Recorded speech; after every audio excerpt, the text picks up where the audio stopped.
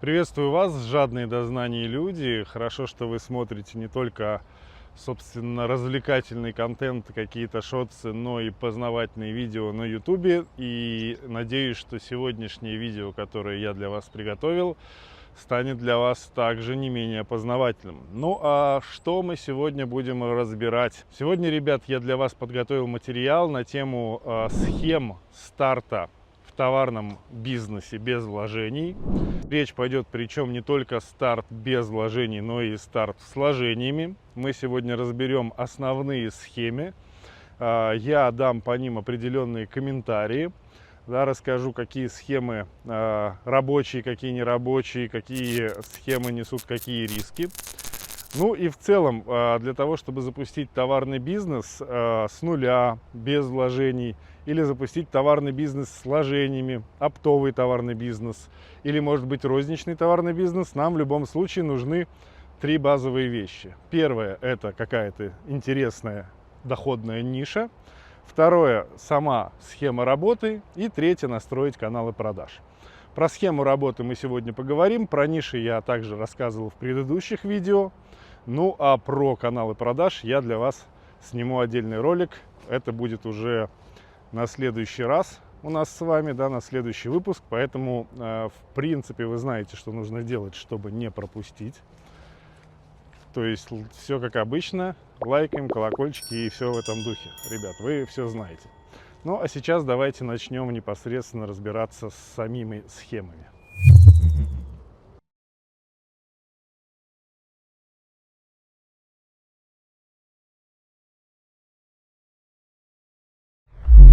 Итак, дорогие господа, давайте начнем с первой схемы. Это схема закупки товара для дальнейшей продажи. Схема максимально проста, с нее многие начинают. Банальная история, когда вы, определившись с нишей, находите какого-то поставщика, закупаете у него, например, товар, может быть, это даже где-то в другом городе. Далее вы все это везете в свой город для дальнейшей продажи. И дальше уже ищите клиента и кому бы это все дело продать. Давайте разберем слабые стороны всей этой схемы. На самом деле они здесь есть. И самая главная слабая сторона такой модели работы – это то, что, во-первых, будут дополнительные расходы. Это значит, что нужен склад, как правило, да, вы же не будете в фуре хранить товар до тех пор, пока не продадите. Нужен дополнительный склад, нужны дополнительные погрузо-разгрузочные работы. И, конечно же, нужно оплачивать хранение этого товара до момента продажи.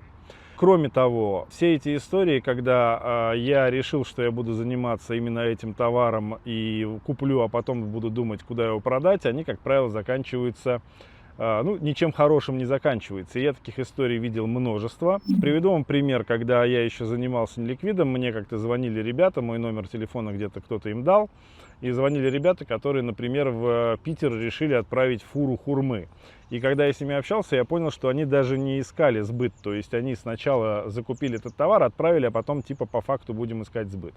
Естественно, ничего хорошего из этого не получилось. Или точно так же, когда человек, у меня есть видео на канале, точно так же, когда человек поставлял мясо. Точно так же, да, ко мне как к неликвиду обратились ребята, у которых стояла фура с мясом, они отправили ее в Питер. И не знали дальше, куда этот товар продать. То есть, как вы поняли, колоссальнейший риск заключается в том, что закупив товар под дальнейшую продажу, когда у вас еще не сформирован никакой костяк из клиентов, это, ну, действительно большой риск. И в этом случае стоит, во-первых, как следует просчитать все моменты с дополнительными расходами. Второй момент, учитывать то, что товары с какими-то короткими сроками годности вообще не подходят под такую модель работы. И, на мой взгляд, это максимально, действительно максимально глупая модель, по которой можно начать работать в товарном бизнесе. То есть закупить товар, а потом уже только думать, куда его продавать, да, и, как правило, люди попадают на большие деньги. Поэтому это первая модель, как наглядный пример, то, как делать не стоит. Разберем схему номер два. Это схема, по которой на самом деле на сегодняшний день работает моя компания. Это схема закупки товара под клиента. Принцип тот же самый. Работаем со своими вложениями, также ниша, также поставщик. Точно так же закупаем товар для дальнейшей продажи, но разница лишь в том, что, во-первых, мы везем товар уже под конкретных клиентов, То есть это значит, что мы не покупаем товар, а потом думаем, как же мы будем его продавать. А у нас действительно есть конкретные заказчики под этот товар. Что нам это дает?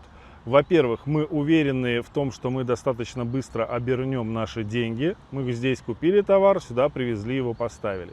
Во-вторых, нам не нужны какие-то промежуточные склады, потому что отгрузка работает по так называемой транзитной схеме. То есть мы организовываем поставку так, что загружая груз на складе нашего поставщика, мы этот груз сразу отправляем на склад клиенту или по нескольким складам клиента. Кроме того, тут также исключены вот эти вот расходы лишние на логистику, ведь в рамках первой схемы, которую мы разобрали выше, когда вы привезли товар, еще непонятно, под кого вам нужен склад, как я уже и сказал, но вам нужна еще и внутренняя логистика. То есть это значит, что там нужно будет какие-то отдельные доставки, там самовывозы, все это как-то организовывать. То есть здесь этот момент расходов исключен. И что важно вот в этой модели, то есть так работать можно, так работают многие. Зачастую в некоторых случаях нам даже предоплаты от некоторых наших заказчиков поступают, но это мы отдельно подобные схемы сейчас чуть ниже разберем. И что самое главное вот в таком построении бизнеса товарного, да, это важно прямо все четко и качественно согласовать с вашим клиентом и согласовать четко отгрузку у поставщика, чтобы не было никаких накладок по времени, по срокам отгрузки. И самое главное, чтобы у клиентов не возникло претензий по качеству товара. И все, что было согласовано, все соответствовало. То есть действительно это важно. И, кстати, друзья мои, те из вас, кто думает, что процесс согласования это легко и просто, чаще всего люди, которые никогда этим не занимались и действительно решили, что все легко и просто, попадают опять же в ситуацию, когда что-то упустили, что-то недосогласовали, начиная там от высоты пандуса, характеристик, документации, времени поставки, возможных каких-то логистических моментов, что-то где-то не учли, и автоматом ваша вот эта модель превращается в первую модель, которую мы разбирали опять же выше. Почему? Потому что что-то не так согласовали, это значит, что ваш заказчик у вас не принял груз, и вы остаетесь с этим грузом, почесывая репу, и куда бы мне теперь этот товар продать. А уж тем более, если товар с какими-то короткими сроками годности или прям узкоспециализированный, специфичный, может быть даже прям производился да, под заказ там, под этого конкретного заказчика, то вы сразу прилипаете на то, что просто замораживаете деньги как минимум на неопределенный срок, а как максимум в принципе остаетесь с этим товаром. Особенно если вдруг какой-то сезон, да, идет по товару, то есть это какая-то сезонка, то вы по-любому с ним прилипаете на целый сезон. Поэтому, ребят, здесь действительно важно все грамотно и качественно согласовывать. Следующая модель, про которую хочу вам рассказать, это когда вы закупаете ассортимент под конкретный сегмент клиентов. Это достаточно правильная, на мой взгляд, модель. Чем она отличается от первого варианта, что в первом варианте вы все-таки делаете это наобум из серии «кому-нибудь продам». Во втором варианте вы четко понимаете, кто ваш клиент и под кого вы собираете, собственно, ассортимент. Что значит ассортимент под клиента, все-таки поясню. Давайте представим, что вы решили заняться поставками каких-то расходников для автосервисов. То есть конкретный сегмент вашего клиента – это автосервисы. Ваша задача разобраться, какие у них постоянно потребляемые расходники, найти по этим расходникам поставщиков, сформировать свой потенциальный ассортимент. Возможно, еще раз перед закупкой все это дело по собранной базе вашей, да, клиентской согласовать, предложить, все просчитать. И дальше, если все в порядке, уже закупать ассортимент продукции. Дальше, конечно же, нужно будет арендовать склады какие-то, да, какое-то хранение этого товара необходимо. Конечно же, работает также поставка товара, то есть идет логистика от поставщиков на ваш склад, и, конечно же, идет поставка товара, логистика непосредственно с вашего склада вашим клиентам. Но в чем фишка? В чем разница между, например, вот этим вот единственным товаром, который вы будете продавать со склада, и все-таки подобранным ассортиментом под конкретный сегмент? Разница в том, что в рамках одной поставки, так как у вас ассортимент, вам будет просто выгоднее делать внутреннюю логистику. И здесь, конечно же, больше вариаций и способов, больше вероятности в том, что вы действительно сможете по-настоящему зарабатывать. Конечно, эту модель нужно как следует просчитать. Конечно же, нужно выделить ассортимент товара, подобрать поставщиков, все просчитать с точки зрения конкурентности вашего предложения, вашего ассортимента. Но модель абсолютно реальная. У меня есть ребята, ученики, кто эту модель запускали, кстати, как раз в теме автосервиса. Поэтому, пожалуйста, вот такой вариант можно формировать. То есть здесь дальше важно увидеть лишь свой сегмент. Например, может, это будут какие-то медицинские центры. Например, это будут какие-то спортивные центры. Например, разные варианты. У всех свои потребности. И ваша задача собрать под это ассортимент, найти поставщиков, промониторить конкурентность рынка, дальше закупать, поставлять продукцию именно под сегмент. Кстати говоря, в свое время, работая по продуктам питания, именно данную модель я применял в том числе. То есть у меня есть видео, более такие древние видео на моем канале, где все это показывал, когда мы работали через склад, когда мы формировали свой ассортимент по молочке, это сыры всевозможные, там какие-то йогурты и так далее. И уже работали отдельно с нашими клиентами. То есть сам товар поставлялся к нам из разных городов. У нас там из Ярославля один поставщик был, из Сербии к нам заезжал сыр. И дальше мы все это дело аккумулировали на склад и по заявкам наших клиентов отправляли уже к ним по магазинам и, собственно, на этом зарабатывали. Достаточно продолжительный период времени. Итак, только что мы разобрали модели, которые запускаются в рамках товарного бизнеса, в рамках именно оптовых продаж и оптового бизнеса, именно с вложениями. Конечно же, какие здесь есть риски, ребят? Запуская бизнес с вложениями, с закупкой товара, есть, разумеется, определенные риски предпринимательские, но с другой стороны, эти модели дают вам большую уверенность, где в большей степени все зависит от вас.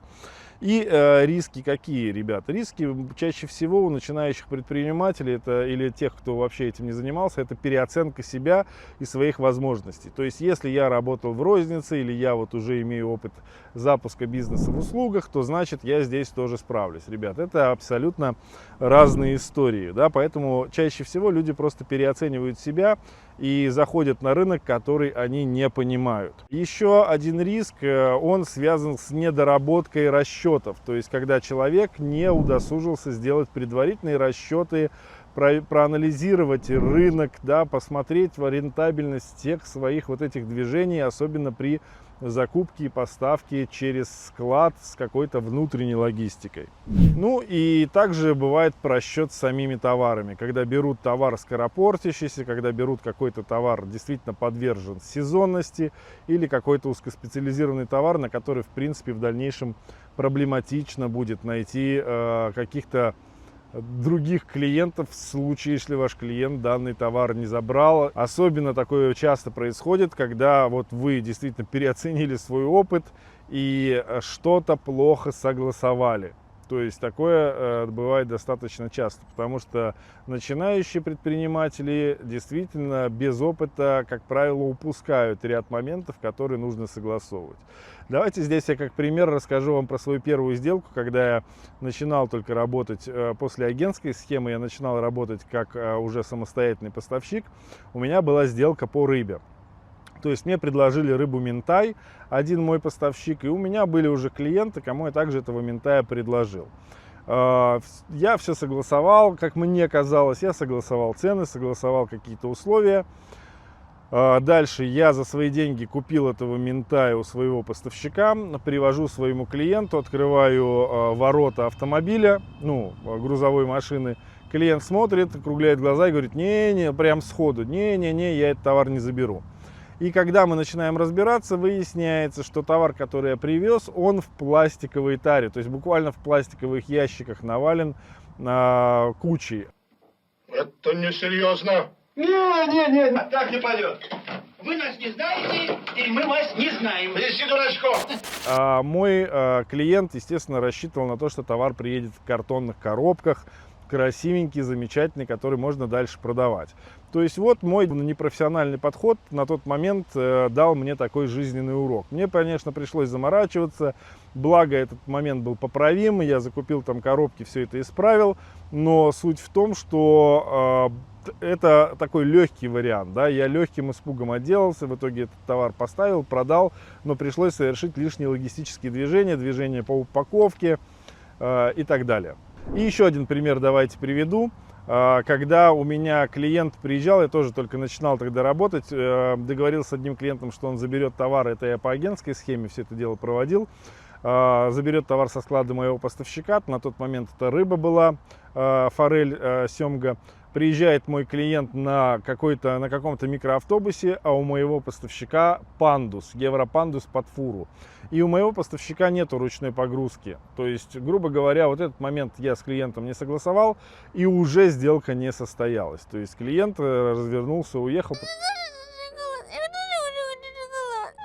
Потому что, никто его, в общем-то, вручную загружать не собирался. Вот еще вот такой пример, когда начинают ребята работать в опте, я вот также начинал, да, когда есть масса моментов, которые нужно согласовывать, которые, просто не учитывают. И в это все упирается потом какие-то неудачные сделки, особенно если закупается товар за свои деньги, то есть риски здесь прям большие. И вот сейчас как раз мы перейдем к схемам, которые помогут эти риски избегать в принципе на старте. Итак, дорогие коллеги, переходим к следующей серии различных бизнес-схем старта товарного бизнеса с нуля. И в данном случае это будут схемы старта товарного бизнеса именно без вложений. Первая схема, про которую я вам сейчас расскажу, эта схема, конечно же, работает без вложений, но нюанс в том, что, конечно, нужно будет регистрировать юридическое лицо. И речь пойдет именно про какую-то дилерскую партнерскую модель. Модель работает достаточно просто, то есть у вас есть, опять же, какая-то ниша, по которой вы планируете работать. У вас по этой нише есть поставщик, вы заключаете с ними партнерское или, в частности, дилерское соглашение, и дальше вы работаете по принципу предоплаты от клиента. То есть, как все работает? Клиент заинтересован вашим товаром, вы берете у клиента предоплату, за счет этой предоплаты проводите оплату вашему поставщику, поставщик ваш отгружает вам товар, и отгружает товар, здесь уже разные цепочки, либо он отгружает вам товар, и вы потом где-то со своего склада отгружаете клиенту, или вы организовываете поставку от поставщика напрямую вашему клиенту, да? То есть по той же транзитной схеме. Какие есть нюансы? Ведь они в любом случае есть. Да, нюансы есть, и нюансы заключаются в том, что далеко не по всем нишам можно такую модель выстроить. Как правило, какие-то товары массово-потребительские, общепринятые для большинства потребителей, которые там условно продаются где-то на Озоне или еще где-то, они не работают по такой схеме. И такая схема, как правило, работает либо с каким-то оборудованием, либо с каким-то специализированным узкопрофильным товаром. Ну и как пример, моя компания сейчас примерно так же работает, да, и эту схему тоже применяет. То есть схемы в бизнесе порой можно комбинировать. То есть на сегодняшний день я также являюсь дилером одного определенного производителя технических товаров. Мы также порой получаем предоплату от клиентов. Некоторым клиентам без предоплаты отгружаем, но по предварительному согласованию, как я рассказывал в схеме предыдущей. А некоторым клиентам отгружаем по предоплате. Да, мы получаем с клиентов предоплату, проводим платеж, под нас товар производит, где-то цикл производства порядка около месяца. Дальше мы этот товар забираем на складе нашего поставщика и везем уже непосредственно клиенту на приемку. Вот такая вот дилерская модель. Еще раз, нюансы только в том, что не во всех нишах она применяется. И, разумеется, здесь также есть свои нюансы с согласованием, с подписанием договоров с клиентами. И с тем, чтобы получить с этих клиентов предоплату, то есть нужно убедительно провести сам переговорный процесс, сам процесс продаж. А как я и говорил, про продажи мы будем говорить в следующем видео про каналы продаж. Пляшем дальше. Итак, вот мы и добрались до уже финального этапа. На подфиналочку я приготовил для вас схему, которая подойдет для тех из вас, кто по каким-то причинам не готов брать на себя риски, организовывать все эти закупки, поставки за свой счет, может быть в силу отсутствия опыта, может быть в силу отсутствия возможных средств на закупки, да, каких-то оборотных средств. Эта схема, которую я сейчас расскажу, некоторые из вас, возможно, про нее слышали. Эта схема называется товарный дропшиппинг, оптовый дропшиппинг. И как бы вы ни называли, но в любом случае в товарном бизнесе она работает одинаково. Поэтому давайте разбираться. Итак, существует 3 варианта применения данной схемы. То есть схема одна, она работает по принципу, когда вы договорились с поставщиком о том, что вы будете приводить ему клиентов, будете закрывать клиентов на продажи. Клиент уже напрямую, взаимодействуя с поставщиком, проводит поставщику оплату за товар, поставщик напрямую отгружает ваших клиентов, а вы от поставщика получаете комиссию. И как вы можете понять, тут, конечно же, не нужно ни регистрации юрлица, ни каких-то собственных вложений в товар, ни аренды каких-то складов, это все здесь нафиг не надо. И по большому счету есть 3 способа, как эту схему можно применить. Способ номер 1 – это применение данной схемы полностью удаленно. То есть это значит, что построить данную модель, данную бизнес-схему в товарном бизнесе можно буквально не выезжая ни к поставщикам, не выезжая ни на какие переговоры клиентов, буквально сидя дома перед компьютером на удаленке, взаимодействуя с клиентами через телефон, проводя с ними какие-то переговоры, презентации, да, все это делать буквально на удаленке. И, кстати, как эту схему применяют на удаленке ребята, кто проходит мою программу обучения, вот вам наглядный пример. Добрый день, Андрей Колей, хотел поделиться своим отзывом. Я выбрал нишу томаты, на этом заработал 10 тысяч рублей. Мой интерес был 2 рубля с килограмма. Вот, отгрузили 5 тонн, все сделки прошли на удаленке. Первая сделка прошла вообще без каких-либо проблем, вторая с небольшими проблемами. Не указалось у поставщика нужного объема коробок. Пришлось клиенту подождать около суток, пока закупятся эти коробки. Ну, клиент, в принципе, оказался адекватным и дождался, все хорошо, без каких-либо скандалов. Поэтому всегда уточняйте до мелочей у своих поставщиков все. Ну, следовал согласно всем инструкциям Андрея, и все, в принципе, прошло хорошо. Поставщики никогда не отказывались работать.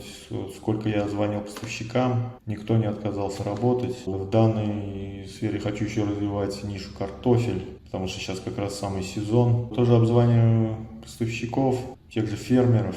Пока еще никто не отказал, все хотят работать. Обучайтесь на обучении Андрея, следуйте инструкциям, и все будет хорошо. Спасибо Андрею, до свидания, всего всем хорошего. Андрей, доброго вам дня, слова благодарности из Крыма. Перед вами 2 ваших ученика, Дима и Данил. Мы вот немного скооперировались, теперь работаем вместе. Подготовили сайт, теперь у нас есть свой сайт, мы торгуем овощами и через сайт. В общем, все здорово, все работает. Спасибо вам огромное. Спасибо большое за ваше обучение, что даете такую информацию очень полезную. Все круто, все круто. Да. Действительно, ваша система работает. Я думаю, вам приятно будет это услышать. К осени мы планируем вдвоем открыть свою оптовую фирму. Это будут не овощи, это будет что-то другое, но тем не менее будет классно. Всего доброго. Всего доброго. Второй вариант, эту модель можно применить и в живой практике, то есть лично договариваясь с клиентами, да, общаясь с ними, приезжая на встречи, на какие-то отгрузки, но при этом получая опять же свою комиссию, не закупая товар, буквально продавая товар со склада вашего поставщика. Я в свою очередь, когда начинал свои первые шаги в товарном оптовом бизнесе, я начинал также свои шаги первые именно с агентской схемы, вот с этой вот, да, получал свой первый опыт. И у меня была такая практика, когда, да, я приводил клиентов именно на склад своего поставщика. С поставщиком уже договоренности были, клиенты смотрели товар, дальше я сопровождал клиентов в отдел бухгалтерии, где там подписывались документы, проводилась сделка. Ну а дальше поставщик уже рассчитывался со мной. Ну или приведу вам пример, как работает один мой ученик по одежде. Тоже достаточно интересная схема. То есть он работает с неликвидом одежды, он находит данный товар у различных поставщиков, которые занимаются, собственно, одеждой. У них есть какие-то нераспроданные остатки, от которых им нужно избавиться. Он договаривается с ними, что найдет клиента под эти остатки. Ну, иногда берет какие-то образцы, потом лично своим клиентам показывает примеры товара, обозначая определенную цену. Эти клиенты данный товар выкупают, и он получает комиссию уже с продавцов вот этого товара. Причем товар неликвидный, и там даже договоренность идет о том, что товар он уже предлагает клиентам по каким-то своим ценам. То есть не просто даже комиссию с продажи получая, а получая, у него там бывает маржа и 30%, и 40%, и это на опте. Ну и еще одна схема, про которую я хотел бы рассказать, это схема не то чтобы даже без вложений, и не то чтобы даже удаленно. И тот вариант здесь подходит. Это схема, по которой строится бизнес даже без продаж. А что, так можно было, что ли? Вы сейчас, наверное, удивитесь, но такое, оказывается, тоже возможно. То есть работает это все таким образом, примерно по этой же модели, но сам процесс общения клиента замыкает на поставщика. Сейчас я разворачивать подробно не буду. Если ты хочешь подробнее узнать про эту модель, как таким образом можно действительно зарабатывать, организовать процесс на удаленке, не закупая товар без каких-то рисков, и еще и не разбираясь в специфике товара, и еще и не общаясь самому лично с клиентами. То есть есть один нехитрый способ, и я про него рассказывал в своем предыдущем ролике на моем YouTube-канале, поэтому там ты найдешь его уже в более развернутом варианте. Посмотри, я уверен, что если эта схема тебя заинтересовала, ты не пожалеешь и увидишь возможность, что ага, а так оказывается тоже можно. Ну и под финалочку давайте подрезюмируем всю эту историю, которую мы вместе с вами сегодня разобрали, кратко, жирными штрихами, но мы справились. Резюмируем. Если у вас есть опыт и есть оборотные деньги, то, как говорится, попутный ветер в паруса, вперед, можно начинать пробовать. Единственное, конечно, стоит получше разобраться с теми деталями, как работает весь этот оптовый бизнес, как работают товаропроводящие цепочки, как работает взаимодействие с партнерами, с поставщиками, документооборот и прочее, прочее. С этим нужно разобраться и полный вперед. Если у вас нет опыта, но есть деньги, я бы все-таки рекомендовал начать с агентских схем, а потом уже рассмотреть работу с собственными оборотными средствами. Если нет денег, но есть опыт, можно, в принципе, начать рассматривать дилерскую схему, про которую я говорил выше. Да, при наличии опыта, взаимодействуя с клиентами, получая с них предоплату. Ну, а если нет, как говорится, ни того, ни другого, то у вас только один вариант. Это начинать выстраивать именно одну из агентских схем, которые мы только что с вами разобрали. То есть одну из схем оптового дропшиппинга или одну из схем товарного дропшиппинга. В общем, агентскую схему, с которой, в общем-то, начинают многие ребята, кто приходит в мою программу обучения, с которой начинал и я в свое время. И в этом нет ничего плохого, и я вижу в этом только положительные моменты того, что вы нарабатываете драгоценнейший опыт, клиентские базы, понимание, что и как происходит в рынке без каких-то рисков. Итак, вот и подошел к концу данный ролик. Я попрошу тебя не забыть поставить лайк, если это видео стало для тебя полезным. Надеюсь, наведет тебя на определенные мысли и пищу к размышлению я тебе подкинул. Ну и, собственно, делись с друзьями, комментируй, пиши, может быть, у тебя есть уже опыт работы по данным моделям, или, может быть, есть какие-то свои соображения на эту тему, я с радостью с тобой подискутирую. Ну, а, собственно, если ты хочешь попробовать себя на этом поприще, в поприще товарного бизнеса, оптового дропшиппинга, агентской схемы, да, в принципе, поработать с продажей товаров оптом, или каким-то мелким оптом, или есть какие-то идеи, обращайся ко мне. Если хочешь пройти программу обучения, тем более обращайся ко мне. Я тебе помогу, подскажу и буду сопровождать в этом непростом деле и дам все необходимые знания. Ну или просто вписывайся в мой тест-драйв, чтобы еще более подробно понять агентские схемы, например, да, или как они работают и как, в принципе, подобрать хорошую нишу для этой темы. Ссылка будет в описании. У меня есть бесплатный тест-драйв, бесплатный урок, где я разворачиваю схему и процесс выбора ниши. Также думаю, что тебе будет полезно. Welcome. Жду тебя на тест-драйве. До встречи в новых видео. Пока.